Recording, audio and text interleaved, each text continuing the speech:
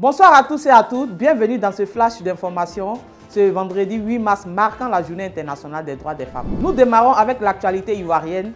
Le président de la République, son Excellence Alassane Ouattara, s'est entretenu hier jeudi 7 mars 2024 au palais de la présidence de la République avec son homologue libérien, son Excellence Joseph Boakai, en visite d'amitié et de travail de 48 heures en Côte d'Ivoire. Le chef de l'État s'est réjoui d'accueillir le président Joseph Boakai qui a choisi la Côte d'Ivoire pour effectuer sa première visite officielle et lui a renouvelé ses chaleureuses félicitations pour son élection à la magistrature suprême du Libéria, tout en lui souhaitant plein succès dans l'exercice de ses hautes fonctions. Le président de la République, son Excellence Alassane Ouattara, a relevé l'intérêt accordé à la coopération entre la Côte d'Ivoire et le Libéria et la grande amitié entre les peuples ivoiriens et libériens. Le chef de l'État a réaffirmé sa volonté de consolider davantage cette coopération, notamment dans les domaines agricoles, miniers et énergétiques, et la disponibilité de son gouvernement à travailler étroitement et en bonne intelligence avec le gouvernement libérien pour renforcer les relations entre les deux pays. Le président de la République du Libéria, son Excellence Joseph Boakai, a pour sa part remercié le président Alassane Ouattara pour l'accueil chaleureux et félicité le gouvernement ivoirien pour la qualité de l'organisation de la CAN 2023 qui a rendu la sous-région fière.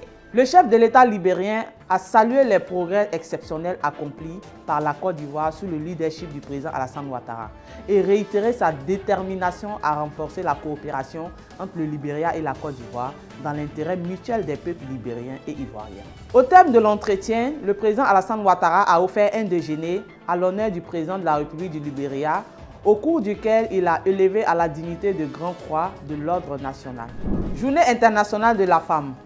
La Haute Autorité pour la bonne gouvernance a sensibilisé ce vendredi 8 mars, lors de la Journée internationale des droits de la femme, ses agents féminins à travers un atelier portant sur le thème maîtrise des finances personnelles pour la pleine réalisation des droits des femmes et la réduction de la pauvreté. Zorobi Epiphane Balo, premier responsable de l'institution, a laissé entendre à l'ouverture de l'atelier que cette formation a été organisée afin que ses collaboratrices puissent avoir davantage d'aptitudes dans la gestion des finances et de l'administration. PDCI RDA, Tidjane Thiam rencontre l'ex-première dame Simone Evier Gbagbo.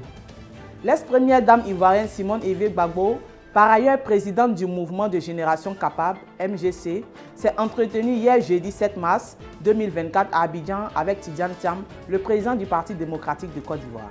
Au thème de cette rencontre, le président du PDCI RDA a dit être venu recueillir les avis et orientations de Mme Gbagbo en raison de sa grande expertise en matière politique.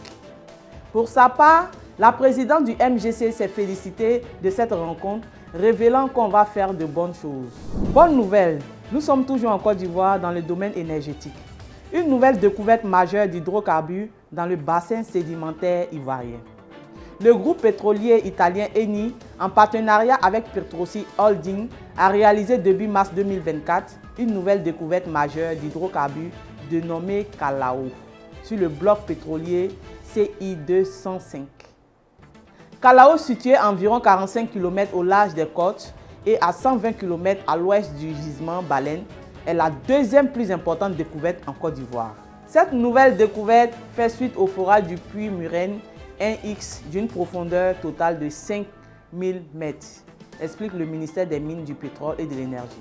Selon les explications du ministre Mamadou Sangafoua, le puits a rencontré du pétrole léger, du gaz naturel et des condensats. Avant d'ajouter que ce nouveau gisement Calao, beaucoup plus riche en gaz naturel, permettra à terme de répondre aux besoins du pays pour la production d'électricité. Hier jeudi 7 mars, le Conseil constitutionnel sénégalais s'est aligné sur le 24 mars pour la tenue du premier tour de la présidentielle après avoir retenu une date différente de celle fixée par la présidence, indique-t-il dans un communiqué.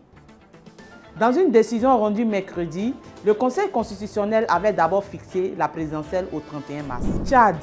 L'armée française va rester au Tchad, rassure N'Djamena, l'envoyé d'Emmanuel Macron pour l'Afrique, chargé de discuter des nouvelles formes de la présence militaire française sur le continent. Il faut rester et bien sûr, nous resterons, a-t-il déclaré devant la presse présidentielle.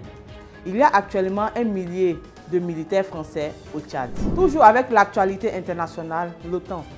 La Suède est devenue le 32e membre de l'OTAN avec la remise des documents officiels lors d'une cérémonie à Washington. Le pays scandinave a choisi, après l'invasion russe de l'Ukraine, de mettre fin à 2 siècles de non-alignement. L'OTAN est plus forte que jamais, estime Joe Biden. Un tour en Haïti.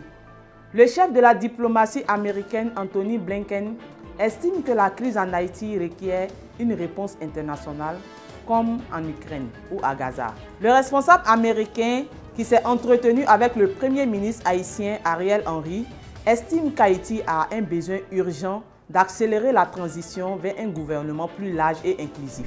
Un tour en Ukraine. Le président ukrainien Volodymyr Zelensky a signé un décret autorisant la démobilisation de conscrits dans le service militaire a été prolongé alors qu'il aurait dû s'achever entre le 24 février 2022, date à laquelle la loi martiale a été proclamée en réaction à l'offensive de la Russie et aujourd'hui selon un décret publié par la présidence. Les autorités n'ont pas précisé combien de personnes étaient concernées.